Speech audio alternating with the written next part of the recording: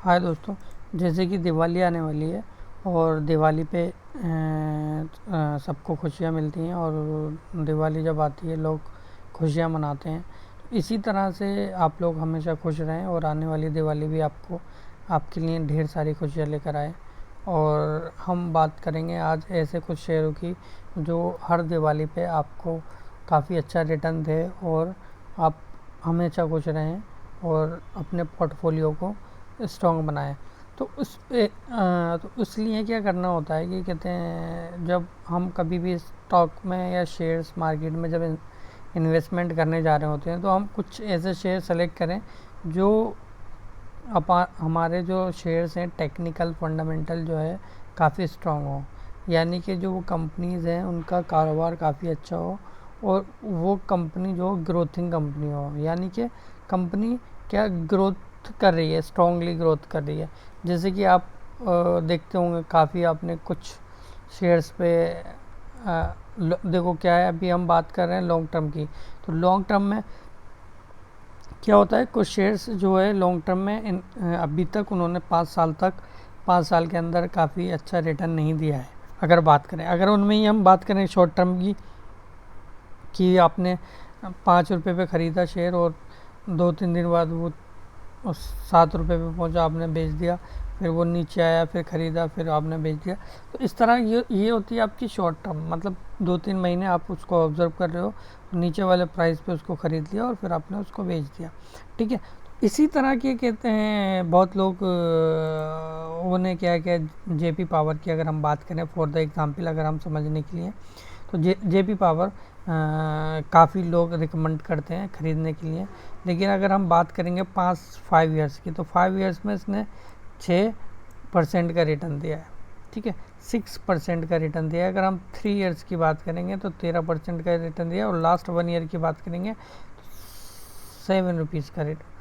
7% का रिटर्न दिया है। राइट, अगर हम इसका ऑल ओवर अगर हम देखते हैं तो ये शेयर जो है अपने ऑल टाइम यानी कि 126 पर कभी नहीं गया। राइट, यानी कि वो ऑल टाइम हाई पे कभी नहीं गया। अगर हम बात करेंगे ऑल टाइम हाई की, तो उसने उसको कभी टच नहीं किया और उससे नीचे रहा है और उसके ऊपर उसको क्रॉस भी नहीं गया। राइट, तो अगर इसमें लोगों ने लॉन्ग टर्म के लिए इन्वेस्टमेंट किया होगा, कर रहे होंगे, तो जैसे नीचे आ रहा है शेयर तो ख़रीद रहे हैं, ऊपर बेच रहे हैं, या फिर अपना जो परचेज़ अगर किसी ने हाई वैल्यू पे ख़रीद रखा है तो उसको मैनेज कर रहे होंगे। तो इस तरह के शेयर्स में कुछ जो रिटेलर्स होते हैं वो फ्रस्ट्रेट हो जाते हैं, क्योंकि वो 1 साल 2 साल 3 साल 4 साल 5 साल तक उसको रखने के बाद वो फ्रस्ट्रेशन उनके अंदर आने लगती है, यार ये लोड पर के घूम के वहीं आ जाता है। सो फ्रस्ट्रेशन सी हो जाती है। सो हमको जब इन्वेस्टमेंट करना होता है तो हम ऐसे टाइम पे इन्वेस्टमेंट करें कि कब उसमें एंट्री लेनी है, और हम ऐसे स्टॉक में इन्वेस्टमेंट करें, कंटिन्यूसली ग्रोथ करें और उसकी मार्केट जो है वो आने वाले समय में काफ़ी ग्रोथिंग रहे। जैसे कि अगर हम बात कर रहे हैं, आज हम 5 शेयर्स का एनालिसिस करेंगे जो हम लॉन्ग टर्म के लिए लेके आए हैं। तो हमारा सबसे पहले है डीपी वायर्स। तो डीपी वायर्स जो एक कंपनी है, ठीक है, आप लोग जानते हो कि अगर हम इसका एनालिसिस की बात करेंगे तो अभी ये नीचे जा रहा है। ठीक है, तो ये लास्ट टाइम हमारा जो ये शेयर है 500 के आसपास था और अभी ये आपको 400 के आसपास आपको देखने के लिए मिल रहा है। ठीक है, 440 1 मंथ में इसको नीचे आ रहा है। अगर हम 1 साल की बात करेंगे तो 1 साल भी देखो 636 पे ये था और अभी ये सब नीचे आ रहा है। ठीक है, अभी नीचे 1 साल से इसने कंटिन्यूसली 196 का इसने क्या दिया, लॉस दिया है। अगर हम बात करेंगे 3 ईयर्स की हम बात करेंगे तो 223 का इसने परफेक्टली रिटर्न दिया। अगर 3 साल की, अगर ऑल टाइम की अगर हम 5 ईयर्स की बात करेंगे तो इसका ग्राफ देख रहे हो आप, ये जब अगर हम ऑल टाइम ले लेते हैं तो ग्राफ इसका ये 50 रुपीज़ के आसपास था 2018 में। ठीक है, और ये सबसे ज़्यादा हाईएस्ट गया अपना लास्ट ईयर है, यानी कि नवंबर में ये 640 को टच किया इसने। ठीक है। उसके बाद से ये शेयर नीचे गिरना शुरू हुआ है। तो अब ये जो है ना अपने लोअर जो इसका यहाँ पर जो इसका सपोर्टिंग है वहाँ पर इस खड़ा हुआ है। अब ये जो जाएगा ना ऊपर तो ये अपने पुराने जो भी इसका हायर है उस पे ही जाके रुकेगा। तो ये आने वाले टाइम में ये आप इसको अच्छा रिटर्न देगा। अब इसका हम फंडामेंटली इसका देखते हैं क्या क्या है इसके अंदर। सबसे बड़ी बात है इसके पास कोई डेप्थ नहीं है, यानी कि इसके ऊपर कोई किसी तरीके का कर्जा नहीं है। यानी कि अगर किसी कंपनी के ऊपर कर्जा होता है तो वो अपना प्रॉफिटेबल जो अमाउंट होती है कर्जे में निकालने में उसके पास एक वर्डन रहता है। तो इस तरह का यहाँ पे कोई वर्डन नहीं है। अगर आरओई की बात करेंगे, आरओई भी काफ़ी अच्छा है, 16% इसका आरओई है, ठीक है।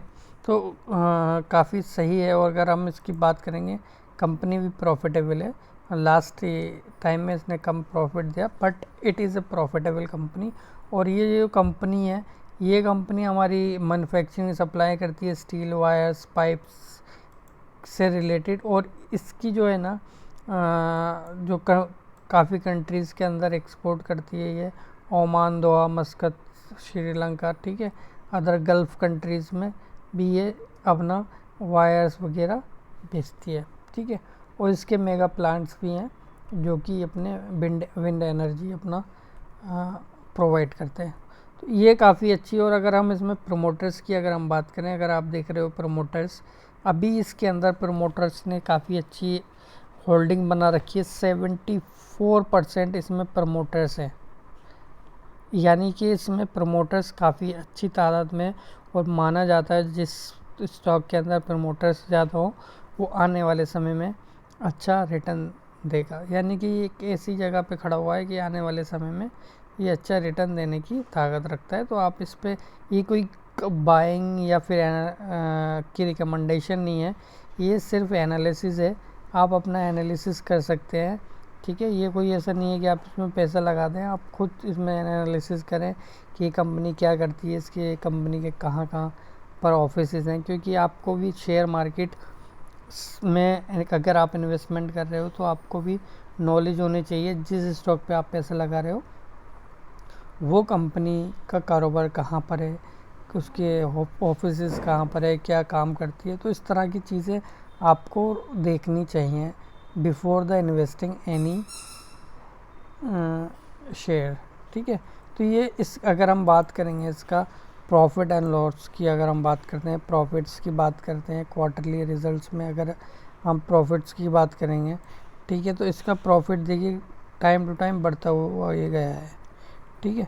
तो ये जो प्रॉफिट इसका बढ़ा है, और तो इसमें भी क्या है ना, जब इसका प्रॉफिट, जब एक कंपनी का प्रॉफिट बढ़ता रहता है ना तो उसमें आने वाले समय में काफ़ी अच्छा आपको रुझान मिला। क्योंकि ये बीच में इसका जो गया था नवंबर दिसंबर में 23 में, क्योंकि उसमें इसने काफ़ी अच्छा प्रॉफिट बनाया था, ठीक है, 0.20 के आसपास। लेकिन अभी इसका प्रॉफिट कम है, बट आने वाले समय में जो इसका मैनेजमेंट है इसके प्रॉफिटेबल पे काम कर रहे हैं ये लोग, और आने वाले समय में इसको अच्छे पॉइंट्स पर देखा जा सकता है, ठीक है।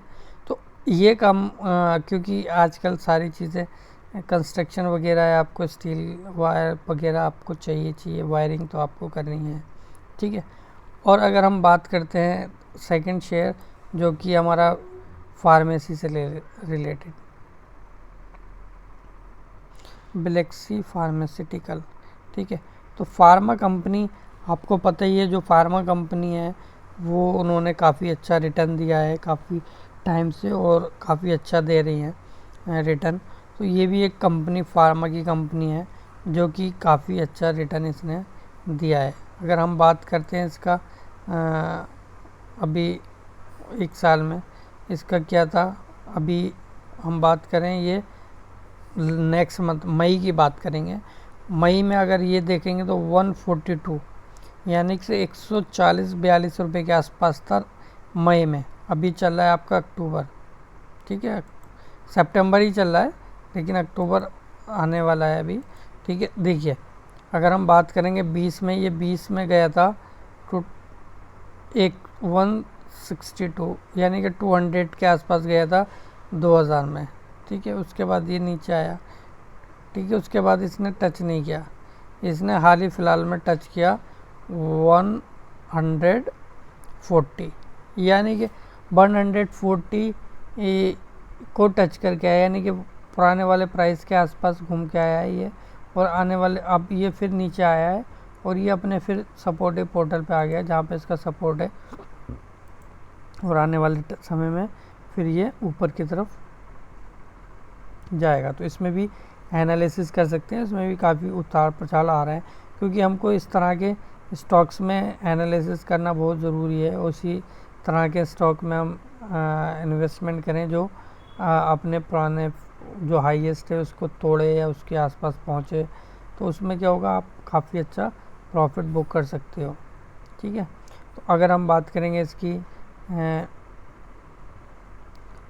मार्केट कैपिटल भी काफ़ी ठीक ठाक है, डेप्थ भी इतना कुछ खास नहीं है। अगर आरओई की बात करेंगे, आरओई इसकी 17% है, ठीक ठाक है, और and profitable company of course. ठीक है, तो ये प्रॉफिटेबल कंपनी है और ये फार्मास्यूटिकल की बात करती है, काम करती है फार्मा पे। ठीक है, और अगर हम बात करेंगे इसके अंदर प्रमोटर्स, तो प्रमोटर्स आप देख रहे हैं 65% इसके अंदर प्रमोटर्स हैं, एंड फॉरेनर इंस्टीट्यूशंस भी इसमें भी पैसा लगा रखा है, 16% है, रिटेलर 17% है, यानी कि इसमें काफ़ी अच्छे लोग, पढ़े लिखे लोगों ने और प्रमोटर्स ने काफ़ी अच्छा पैसा लगा रखा है। फिर वही यहाँ पे बात आ रही है कि अगर प्रमोटर जिस कंपनी में ज़्यादा पैसे लगाए हुए होते हैं वो उसमें चांसेस रहते हैं कि आने वाले समय में कुछ अच्छा होने वाला है, राइट। तो ये काफ़ी अच्छा है, कंपनी काफ़ी अच्छी है। इसका सिमिलर स्टॉक की बात करेंगे, पीरामल वगैरह जो है, एमक्योर है, पीरामल है, जेबी केमिकल्स है, इस तरह की कंपनी है, क्योंकि ये फार्मा की कंपनी है, उसी तरह से ये कॉम्पिटिटर इसको मिलेंगे। तो ये भी काफ़ी अच्छा शेयर देखने के लिए मिला है और स्ट्रॉन्ग है, काफ़ी स्ट्रॉन्ग है। अगर हम बात करेंगे इसके क्वार्टरली रिजल्ट्स की, प्रॉफिट्स की, तो आप देख रहे हो। ठीक है, अभी इसने क्या पीछे में नेगेटिव में गया था इसलिए, और प्रॉफिट कम हुआ, दैट्स वाई क्या हुआ, ये नीचे अभी इसका प्राइस आपको देखने मिले। प्रॉफिट बढ़ेगा, प्राइस फिर आपको ये इस प्राइस पे देखने नहीं मिलेगा, राइट। तो ये काफ़ी अच्छा शेयर है और पोर्टफोलियो में रखने लायक ये शेयर है। अगर हम बात करें नेक्स्ट शेयर की, हम बात करेंगे क्यूपिड। क्यूपिड आप सब लोग जानते हैं ये किस तरह का काम करती है, किस बिजनेस में इसका योगदान है, और इसका काफ़ी अच्छा काम है, और मार्केट में 75% ये अपने मार्केट कैपिटल को इसने पकड़ रखा है। तो ये भी काफ़ी अच्छा है। और ये अगर हम बात करेंगे इसको लास्ट 1 ईयर, तो 1 ईयर 134 इसका हाईएस्ट था, 134, और अभी ये 83 पे यहाँ पे आपको देखने के लिए मिल रहा है। ठीक है, तो ये भी शेयर काफ़ी अच्छा है। अगर हम ऑल टाइम पे हम बात करेंगे 100 आपको ये 30-40 के आसपास गया था, और अभी आपको सिर्फ ऐसे स्टॉक पे पड़ा हुआ है जहाँ पे इसका अपना सपोर्ट काफ़ी अच्छा है, और इस सपोर्ट से ये सिर्फ ऊपर जाएगा। ठीक है, तो आप इस पे एनालिसिस कर सकते हैं और चेक कर सकते हैं। अगर हम बात करेंगे इसके अंदर भी, अगर एनालिसिस की बात करें, मार्केट कैपिटल काफ़ी अच्छी है, आरओई 13% है, और अगर हम बात करेंगे इसकी डेप्थ की, तो इस पर कोई इस तरह का कर्जा नहीं है। ठीक है, कंपनी प्रॉफिटेबल है, प्रॉफिट कमा रही है। ठीक है, और अगर हम देखेंगे रिटेलर्स और प्रमोटर्स, तो दोनों की होल्डिंग काफ़ी अच्छी बनी हुई है इसके अंदर, और फॉरेनर इंस्टीट्यूशन भी काफ़ी अच्छे हैं इसमें, फॉरेनर्स। ठीक है, तो इसमें भी काफ़ी अच्छी प्रमोटर्स और रिटेलर्स की काफ़ी अच्छी इसके अंदर शेयर होल्डिंग हुई नहीं है। तो इस तरह के जो शेयर्स आते हैं मार्केट में, उसी तरह का इन्वेस्टमेंट करना बहुत ज़रूरी है, क्योंकि ये कंटिन्यूसली आपको ग्रोथ दे रहे हैं। ठीक है, कंटिन्यूसली ये क्या कर रहे हैं, आपको ग्रोथिंग दे रहे हैं। देखो यहाँ के प्रॉफिट, कंटिन्यूसली प्रॉफिट बुक कर रहा है। अब नेक्स्ट अगर हम बात करेंगे, नेक्स्ट है हमारी Jamuna auto industry. Jamuna auto industry हमने क्यों चूज़ की, क्योंकि ऑटो इंडस्ट्री अभी बूम पे चल रही है, और आने वाले समय में भी देखा जाए तो बूम पे ही आपको ऑटो इंडस्ट्री मिलेगी। तो इसमें ऑटो इंडस्ट्री में आप देख रहे हैं कि अगर इसका ऑल टाइम हाई देख रहे हैं, तो ऑल टाइम हाई इसका कितना था 122 वो 26 ये 130 के आसपास अराउंड में था और इसने लास्ट टाइम उससे ऊपर निकला। ठीक है, जो लास्ट 22 का जो इसका हाईएस्ट था सन 2022 का, उसको इसने ब्रेक करके 40 पे पहुंचा। ठीक है, और अभी ये नीचे मिल रहा है आपको 21 के अराउंड। तो आने वाले समय में ये आपको ऊपर ही जाता हुआ मिलेगा जमुना इलेक्ट्रॉनिक्स। ठीक है, और अगर हम बात करते हैं इसकी फंडामेंटल्स की, तो फंडामेंटल्स मार्केट कैपिटल काफ़ी अच्छी है। ठीक है, ROE 22% है। ठीक है, डिविडेंड भी दे रही है ये कंपनी। ठीक है, इक्विटी अगर हम बात करें डिविडेंड डेप्थ इस पर, तो 0.19%, इतना ज़्यादा कुछ डेप्थ नहीं है। अगर हम बात करेंगे प्रॉफिटेबल, कंपनी प्रॉफिटेबल है। और आपको पता ही है ये कि इस पर काम करती है सस्पेंशन स्टेप बेयर्स बार्स वगैरह बुशेस बनाती है। ठीक है, तो जो कंपोनेंट्स होते हैं मोटर व्हीकल्स के, उस तरह के सब एक्सेसरीज वगैरह ये बनाती है, जो कि हमारे एक्सेल वगैरह जो होती है यूज़ होती है ऑटो इंडस्ट्री के अंदर, वो सारे कंपोनेंट ये बनाती है। और अगर हम बात करेंगे सेम प्रमोटर्स की काफ़ी अच्छी होल्डिंग है इसमें, रिटेलर्स की होल्डिंग काफ़ी अच्छी है, फॉरेनर इंस्टीट्यूशंस भी इस पर काफ़ी अच्छे हैं। तो ये काफ़ी अच्छा शेयर है और आने वाले समय में आपको ये काफ़ी अच्छा मल्टीबैगर रिटर्न दे सकते हैं। तो इस तरह के जो शेयर्स होते हैं वो आने वाले टाइम में मल्टीबैगर्स बनना की ताकत रखते हैं। अगर हम बात करेंगे इसके प्रॉफिट्स की, तो इसने प्रॉफिट्स कंटिन्यूसली ग्रोथ दिया है। आप खुद देख रहे हैं कंटिन्यूसली इसका ग्रोथिंग गया है, अगर आप इसका क्वार्टरली रिजल्ट देख रहे हो। ठीक है, तो इसका भी प्रॉफिटेबल कंपनी है, every time it will be generate the profit. ठीक है, तो ये काफ़ी अच्छी कंपनी है। और अगर हम लास्ट ऑन लिस्ट की बात करेंगे, तो अगर ये है सकुमा एक्सपोर्ट्स, ये एक पेनी शेयर है। तो पेनी शेयर्स के बारे में पता होना ज़रूरी है। जो पेनी शेयर्स होते हैं उसमें रिस्क थोड़ा ज़्यादा होता है, लेकिन रिस्क ज़्यादा होता है तो उसमें कमाने की ज़्यादा वो होती है परसेंटेज कि आप ज़्यादा उससे कमा सकते हो। तो आप ये देख रहे हैं इसका ग्राफ ऑल टाइम, तो ये जब हमारा लॉन्च हुआ था ये 5-6 रुपीज़ के आसपास लॉन्च हुआ था, 6। ठीक है, तो ये 8 में 4 रुपये गया, 4.5 रुपये। फिर उसके बाद इसने जो अपना ब्रेक था जो जिसमें वो लिस्ट हुआ 7 रुपये, 7.5 रुपये पहुँचा। ठीक है, और अब उसको इसने ब्रेक करके 8 रुपये, 8.5 रुपये पहुँचा, और ये अभी देख रहे हो कि नीचे आया हुआ है। तो आने वाले समय में ये फिर ऊपर जाएगा। ठीक है, क्योंकि एक्सपोर्ट्स इंडस्ट्रीज़ काफ़ी उसमें बूम में चल रही हैं आजकल। ठीक है, और अगर हम बात करेंगे इसके फंडामेंटल्स, काफ़ी अच्छा फंडामेंटल्स है, ROE 8% है इसका। ठीक है, अगर हम बात डेप्थ, इस पर इतना कर्जा भी नहीं है। ठीक है, प्रॉफिटेबल कंपनी है। ठीक है, एक्सपोर्ट्स का काम करती है कंपनी। अगर हम प्रमोटर्स रिटेलर्स की बात करेंगे, तो रिटेलर्स 53, प्रमोटर्स 46% है, और फॉरेनर इंस्टीट्यूशंस भी इसमें 38% उन्होंने भी अपना पैसा लगा रखा है। यानी कि इसमें काफ़ी अच्छी रिटेलर्स एंड प्रमोटर्स की होल्डिंग बनी हुई है। तो आपको ये शेयर आने वाले समय में काफ़ी ऊपर देखने को लिए मिलेगा।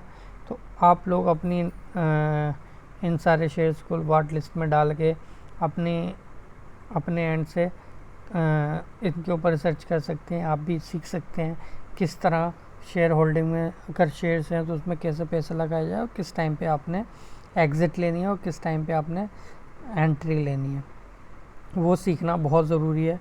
तो आप इस सब चीज़ स्टडी से हम लोग आपके लिए स्टडी लाते हैं। इससे आप लोग यही सीखें कि कहाँ पे आपको एंट्री लेनी है, किस शेयर्स में एंट्री लेनी है, किस टाइप की इंडस्ट्री में आपको लेनी है, किस टाइप की इंडस्ट्री में ग्रोथिंग हो रखी है।